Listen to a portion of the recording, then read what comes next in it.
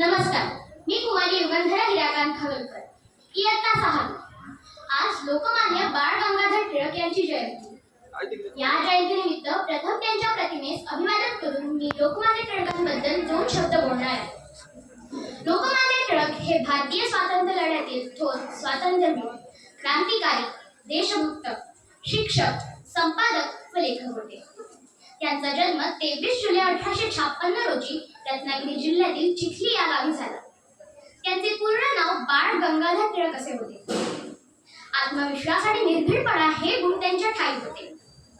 1881 मध्ये त्यांनी जनजागृतीसाठी केसरी व मराठा ही वृत्तपत्रे सुरू केली. लोकांमध्ये एकतेची भावना निर्माण व्हावी म्हणून त्यांनी सार्वजनिक गणेशोत्सव व सार्वजनिक शिवजयंती उत्सवाला सुरुवात केली. इंग्रजांविरुद्ध आवाज उठवल्यामुळे त्यांना अनेकदा तुरुंगवासही भोगावा लागला. मंडालेच्या तुरुंगात असताना त्यांनी गीता रहस्य नावाचा ग्रंथ लिहिला.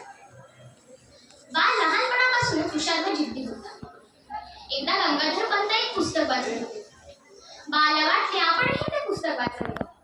गंगाधर पंतांना वाटले एवढासा मुलगा हे पुस्तक काय वाचणार, याला त्याचा अर्थ कसा काय कळणार.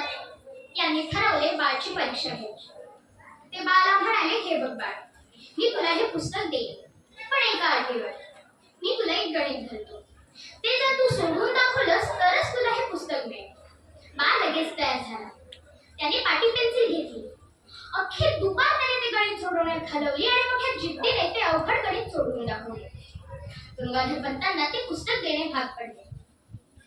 भारत मातेच्या या थोर सुपुत्राचे 1 ऑगस्ट 1920 रोजी निधन झाले. टिळकांचे भारतीय स्वातंत्र्य लढ्यातील योगदान हे अनन्यसाधारण असे आहे. त्यांच्या पवित्र स्मृतीस माझे कोटी कोटी प्रणाम.